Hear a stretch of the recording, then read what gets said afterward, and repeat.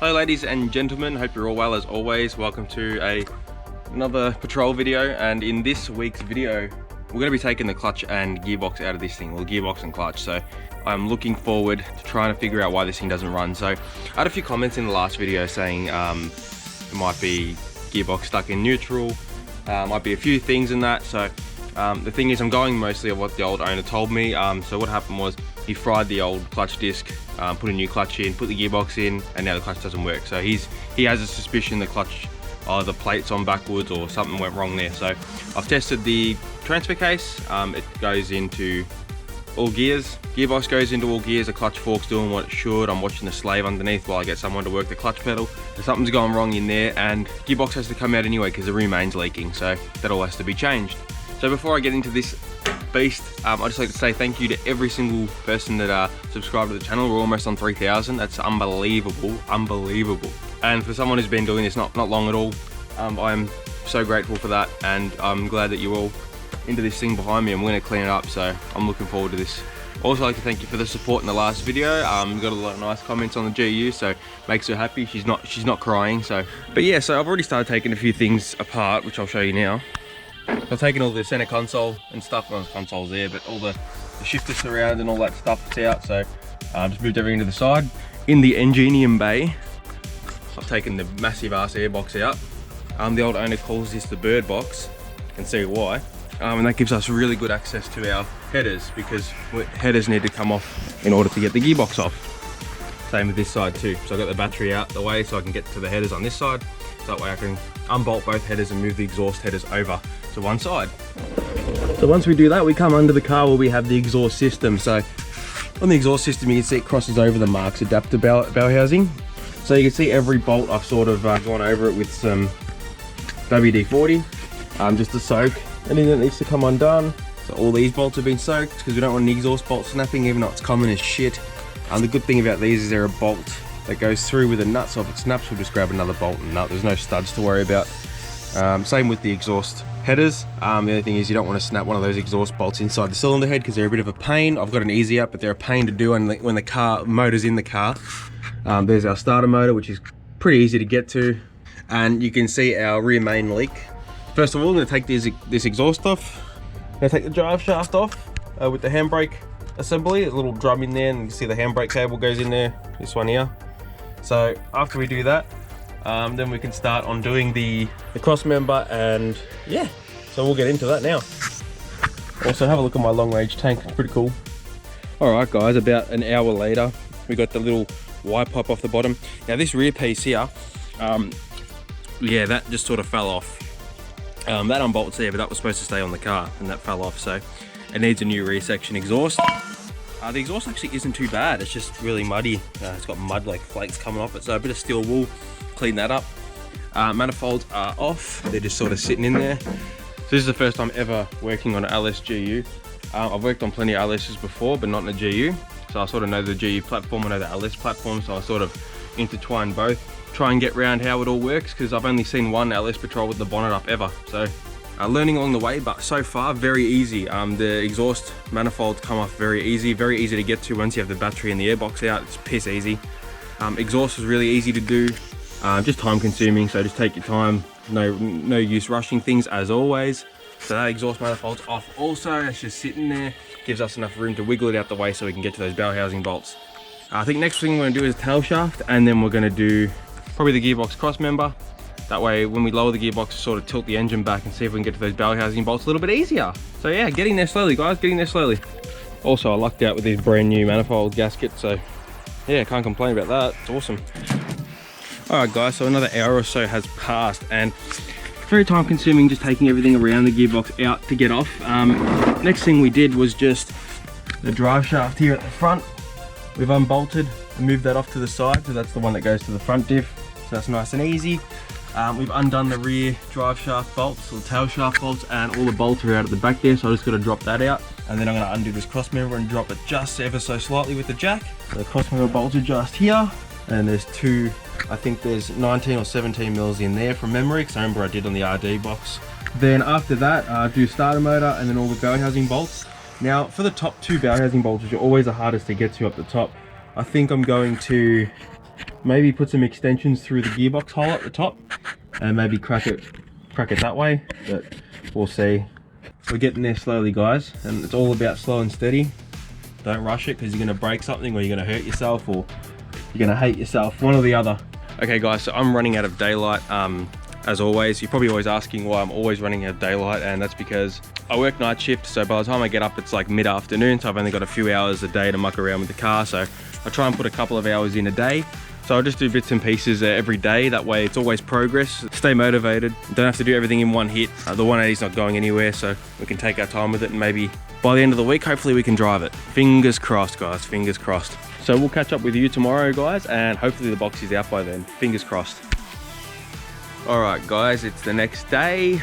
We're back at it. So first thing I've done already is took the main shifter out. I'm probably gonna leave that one in and then get it out from the bottom. That one's so not that much in the way. So taking the main shifter out, which is just the circlip. Next thing we're gonna do is this cross member, lower the gearbox down and start doing all the bell housing bolts. All right, so about a couple of hours have gone past. We've gotten the bottom bell housing bolts undone. I've got it there. I took the slave off, which is just there. Sorry, my phone's in the way. Took the slave cylinder off, which is on the side there. Funnily enough, the slave pin had a nut on it as like a little spacer, which is weird. So that's something to take into consider when we put it back together. Now, tail shaft took about an hour to get off because both ends of the yokes were just seized where they mate onto the pinion wheel at the back there, and the front here on the back of the disc where they mate, that was just frozen on there. I don't know why, because it would have been off not long ago, but it was completely seized, so I just had to work it off very slowly with some WD-40. Up here we have the link for the transfer case shifter, so we'll take that out as well while it's here. The gearbox is on a slight tilt now, so we're going to drop it further down, and we're going to try and get to those top bell housing bolts with some extensions. Got the headers sitting here. Hopefully once the gearbox is off, should be able to get more room to wiggle the headers off. But we're getting there very, very slowly, guys. Hopefully I can have the box out by the time we run out of daylight today. Alrighty, so I'm in the vehicular device. So what I've done with the contraption here is I've got the the spanner. Oh my god, what the fuck is wrong with me? The ratchet on 3 half-inch extensions. One's about yay big and the other one's a little bit longer. Got it on the bell housing bolt there, and I just put trusty old bar over the ratchet there, and we've just moved that way and it's cracked the bolt, and we've got the left side done, and now the right one's undone, so we're just going to undo that now. So they're the 2 hardest bolts to get to on the entire car. So if you just sort of work your way around, I lowered the gearbox right down just so I can get in from here. That seems to be the best option. So we've done that now, so yeah, fingers crossed we can get it out by today. And voila, we have said bell housing bolt from the inside of the vehicle. Fantastic. All right, now we just got a couple of things to disconnect up here, like that. That was easy. Needs a breather. So disconnect those. Got some wiring here. We've got to disconnect. Easy peasy. Just undo that. Done. Speedo drive on the other side. I think there's some sensors here we got to unplug. Do that from the bottom. It's an O2 sensor plug, so we can bring that into the cab. So we're just going to try and free up as much space as possible, make it as easy for us as possible. I'm going to get the engine crane in here and wrap a strap around the front half of it, have the jack on the back half of it, and we can slowly lower it into the abyss of the ground. Alright guys, quick little update. As you can tell, it's dark as out here. So I've been trying to do this, I've been wrestling this on my own, so obviously being in lockdown on my own, so it's a pain in the ass, but the gearbox supported from there, almost ready to come out. Now, we've got jack stand over there, and we've got the jack on the transfer case at the back to sort of support it all. And if you look up in here, you can see it's almost out. There's our clutch, our beloved clutch we need to get to. There's a little Marks adapter. But yeah, we're so close, guys. I just got to muck around with the input shaft to get it to slide out of there. You just got to sort of get it on that pivot point, that sweet spot, that angle, and then hopefully it should come out and come out really stress-free and not fucking yeet out of the car. So we're getting there, guys, just slowly. I've taken my time with this. We're on day 2, almost on day 3, so gearbox still hasn't hit the ground yet, so I'm not satisfied, so let's keep going. I might have to give up now because I've got to go to work soon because night shift life, but we are literally a bee's dick away from getting it out. But our big issue is we're like a bee's dick away, but the starter hump, which is up here, sorry, I can't get the freaking camera in there. The starter hump, which is up there, is just stuck in the bell housing. Sorry, not in the bell housing, in the trans tunnel. The starter hump is just not letting us go back that bee's dick to get the input shaft off. So you can see how close we are. We're so close. One bad thing we did was over there next to my glasses is a piece of the bracket that holds the slave, or the thrust bearing on the Marks kit. So I've broken that, so that's gotten expensive. I'm gonna leave it here for tonight. I'm just gonna pack everything up because I've got a million tools to put away. And then I'm gonna come back tomorrow with a fresh mind, which is always the best thing to do. And we'll get this out tomorrow. That way I can start ordering shit I need and see what the issue is. With a bit of camera magic, we'll be back tomorrow. Okay guys, so it's day number 3 now, and we're back at the vehicle. After having to think about it last night, I've realized that what I've broken isn't part of the clutch mechanism, it's actually the bell housing itself. So this piece here, you'll see when I take the gearbox off, there's 4 of these that sort of hold the bearing carrier on the bell housing. 2 of these have snapped because of the weight of the gearbox on the back of the engine. That's the expensive Marks adapter that goes on the back of the gearbox, and I'll show you that in a minute. So I'm pretty sure this is going to be a very expensive fix. They don't make these kits anymore. They don't make these adapters. They only make the new style ones, which are the longer billet ones. This one sort of bolts onto the front of the existing bell housing on the Nissan box, and then it's sort of like an adapter plate from there to the engine. Where the new ones are a complete new bell housing that bolts from where the input shaft comes out, or the front of the casing, onto the back of the engine. So they replaced the entire Nissan bell housing. So this old style adapter, they don't make anymore. Now I've been talking with the guy that built this car, Jay. He reckons this could probably be savable. If not, he actually deals for Marks conversion, so he's going to try and look after me. Fingers crossed. But if anyone out there has an old school style Marks adapter for an LS1 GU, that would be awesome. If you have one lying around and I could purchase off you, send it my way. Because if I do need to change a bell housing and I can't find one of those adapters, we're gonna have to change the entire kit to a newer kit, which is about 4,000. Very expensive for a budget LS Patrol. So if it starts going to that route, I don't think we're gonna worry about it. We'll put a barrier in it. No, I'm just kidding.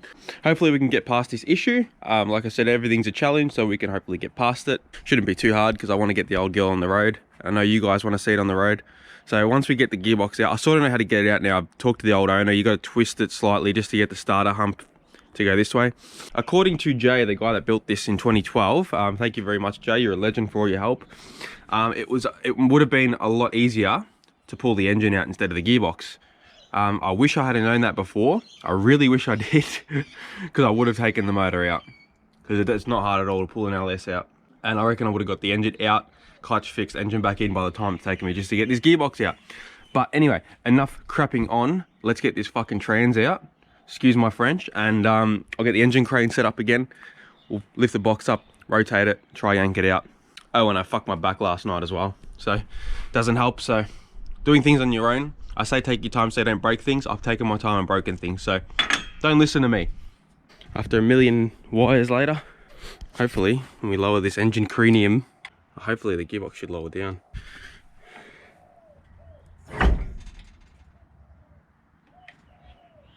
Alright, we're stuck on something. Okay, I think the rear drum at the back there was caught on that cross member.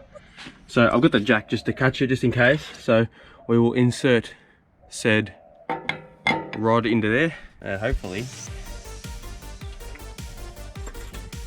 sitting on the jack. Oh, hello, welcome. Alright, lower the jack, just do everything bit by bit. I know I haven't filmed really in depth, guys, and I do truly apologise. It's just that this job is so hard to do filming on when you got one person and you're doing so much work. But I promise you, I'll do an in-depth installation. So if you ever want to do it to your GU LS1, just do it in reverse, and that's how you take the gearbox out. And don't break your bloody thing like I did. Now let's drop it again. Now all the wires should be disconnected. We've got the same problem. See, the only issue we're having is that, see those studs at the back there getting caught?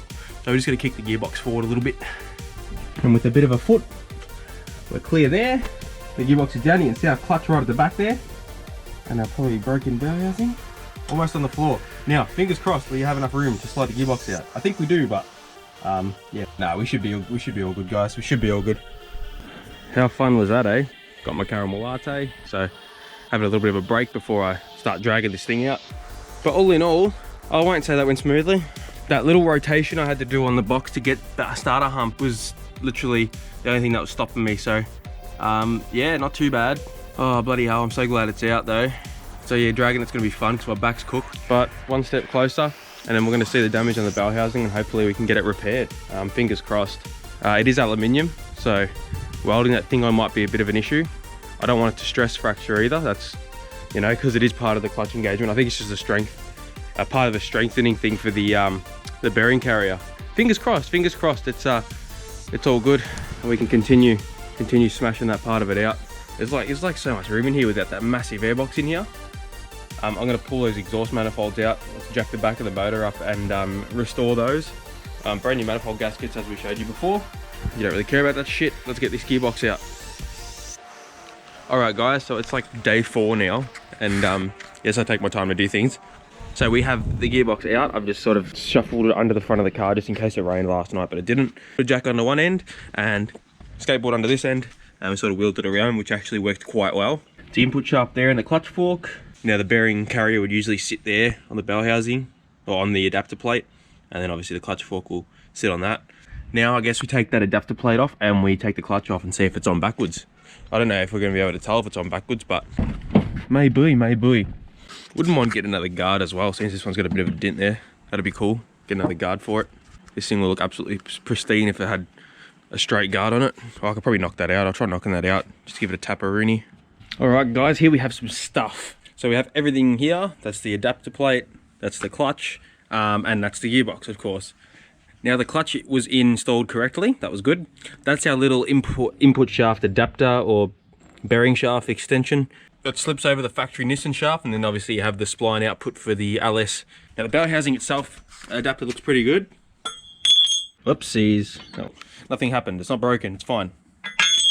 But yeah, we've broken this bit off, unfortunately. And if we go around to one of the others, cracked right through there. Fantastic. So we have to get another one of these. So I'm gonna have to source another one of these, which is gonna be fun. These are to sort of hold the throwout bearing holder in place with the spring clip for the fork. Fork's over here. So what I'm gonna do first is, first of all, we're gonna check if the gearbox itself is good. So I'm gonna whack it into gear, and I'm gonna spin the input shaft and see if any of the rear section spins. So it should be in full drive. So yep, that spins. And the drum at the back, can you guys see, is that spinning? Yep. All right, that gearbox isn't broken. That's good. Try another gear. I think that's second. So we'll spin it in second. Yep, that's turning. It's hard to turn because the jack is on the drum at the back there, so it's a bit of resistance, but it turns. So I'll put that back in neutral. All right, so that seems okay. Gearbox is good. That's good. Now, next thing we're gonna do, I'm gonna put the adapter plate on and sort of mock up the clutch assembly, and we'll see if everything sort of falls into place. And if it does, we're gonna have to find out what the problem is still. The clutch seems all good. Brand new clutch. It's a heavy duty blue steel, I think. Yeah, literally brand new. It has not been used in the car, because as soon as it was put in the car, it couldn't be used. It's a little bit rusty, so it's a bit of a cleanup, but it's brand spanker. I sort of have a suspicion that this didn't have enough clamping force on the flywheel to spin the running gear. So that's my suspicion. So hopefully when we line things up, we sort of get a good idea of if everything lines up perfectly. If it does, then I think there's got to be some adjustment somewhere that lets us throw the bearing and retainer out more to put more clamping force on the clutch. I think there'll be a little bit of difference in the adjustments in that. Obviously with this bearing extension that goes over there like that, everything's going to be pushed out a bit further, so we have to make sure everything lines up to that and all the tolerances are correct. So I'm speaking to the old owner that built the car, so he's going to give me a lot of inside tips. So thank you, Jay, once again, you legend. Alright guys, so I just got the bell housing on here and the throwout bearing, which is all doing its thing. Now I can't really show you because you've got to use two hands. I'll put my finger on there like that, and we push the fork out. That's doing its thing. It goes smoothly inside that bore there. What I'll do now is I'll put the extension on, which is the input shaft extension that goes on there. I think turns the Nissan output shaft into the GM style. Now I'll put the clutch disc on, just make sure everything lines up well, like all the splines and stuff are doing their thing. So we have clutch. Now what I want to do now is put it in back into gear, spin the clutch disc and make sure everything's spinning correctly. So we're back in first, so we spin the clutch. Okay, so that all works. So that all's doing its thing. Obviously the clutch is going to sit further out when it's in the pressure plate. This little nipple at the end of the extension, that sits inside your spigot bush inside the back of the engine. Obviously the clutch will sit as it is, Obviously you have the pressure plate behind it like that, and the throw-up bearing will be pushing onto the clutch ears. Everything seems to look pretty good, so that's got me a little bit stumped, but that needs a clean up. It's literally brand spanker, there's no clutch marks on it, just been sitting for so long. So apparently the car's been sitting for 15 months, so brand new clutch, 15 months of sitting. The box had to come out anyways because the remain's gone, remain seal. All you LS guys will know that's the most common thing with an LS. The guy did change it and it's gone bad. I don't know if you can see the bottom of the engine's soaked in oil just where the back is here. That's the brand new flywheel. That's got clutch masks on it, but you can see it dimpled as well. Alright guys, so we're back and I think I have a diagnosis on the issue. So I've been talking to the old owner that built the car in 2012, Jay, and he's said that because the flywheel and clutch assembly has been changed, the new throw-up bearing extension has to be reset to suit the new clutch. So I'd say there has to be a adjustment in here that sits the thrust bearing at a certain angle that puts the right amount of pressure on the clutch to engage and disengage it. It'll make sense because this isn't all factory, so obviously it's not going to be set correctly. Now there is some bolts here which I don't know what they do because they're sort of just there. I don't know what the hell they're for because these are all welded on, well not welded on but casted together, so it's been hit there with a hammer a few times, so that's a bit weird, that's a bit strange. So apparently what I have to do, obviously I have to wait till the new adapter plate comes in, I have to measure the block and clutch finger height. So I don't know what the hell that means. And then with the adapter plate attached, the adapter bell housing face to throw out bearing with the bearing pushed all the way towards the gearbox. So I've got to do some measurements and then it has to be 5 to 10 millimeters less. So I have no idea how to do that, but I'm going to learn. It's all about learning. A lot of you are probably screaming at the TV right now or the computer saying, I know how to do it, you're wrong, you're wrong. So I am learning, guys, stay with me, but always open for advice, constructive criticism, constructive please. I'm learning, never done this before.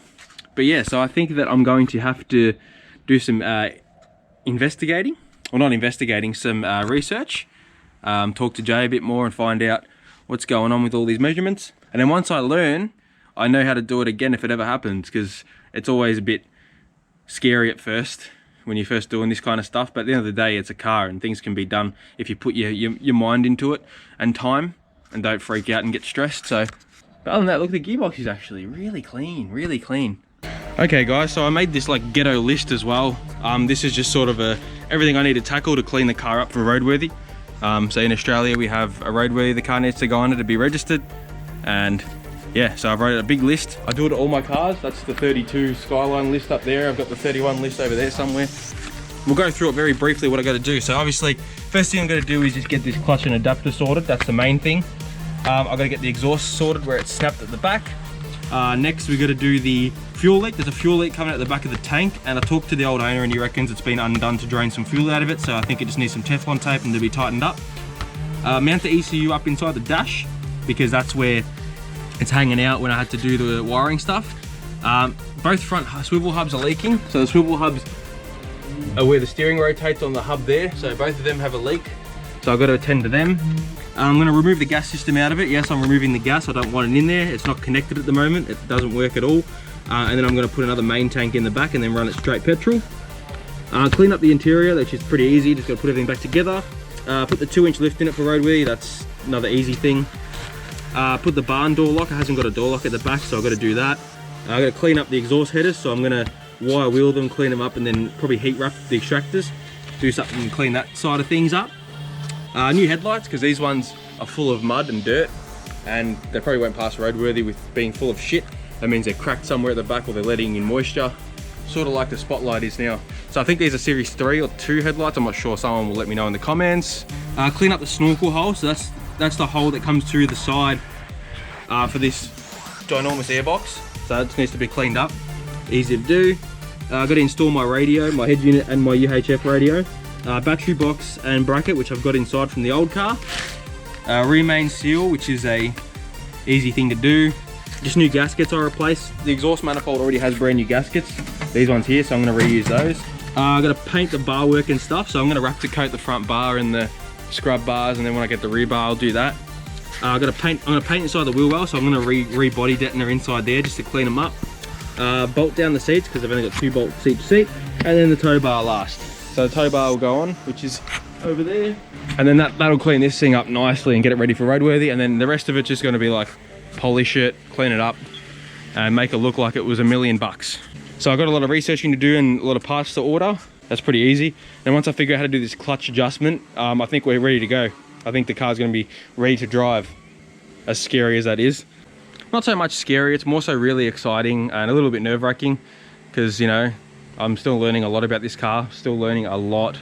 But this is why I do these things, because once you rip into a car like this, you learn so much about it, and if anything goes wrong in the bush, got to do a repair. I sort of know the car back to front, so I think I've got to jack the engine up actually and pull these exhaust manifolds out, because it's going to be hard to pull them out with the engine sort of tilted back. Now I might jack the engine up and put something in behind the firewall there and sit the engine up straight. Can't wait to put it all back together and have a complete interior. It's going to make it look so nice. Alright guys, I think that's going to be it for this episode, as I just wanted to sort of diagnose everything, take my time with it all. This is over 4 days of work. Obviously I do take my time. I don't want to smash it out because I don't want to do something wrong, put the box back in and nothing works. So yeah, I hope you all enjoy the process of this car slowly coming back to life. It's been really fun and exciting to do it, besides doing my back. Doing it alone as well sort of, you know, makes you more appreciative of when friends come and help. But yeah, you get through it a little bit slower, but you sort of learn as you go, and then that way every bolt you've touched and every bolt you know how to put back together. I'd like to thank you all for hanging out with me in the garage and the driveway. I'm working on this machine, and I really hope you enjoy this little series, and we'll see you hopefully installing the gearbox in the next episode. So we'll see you then. Ciao.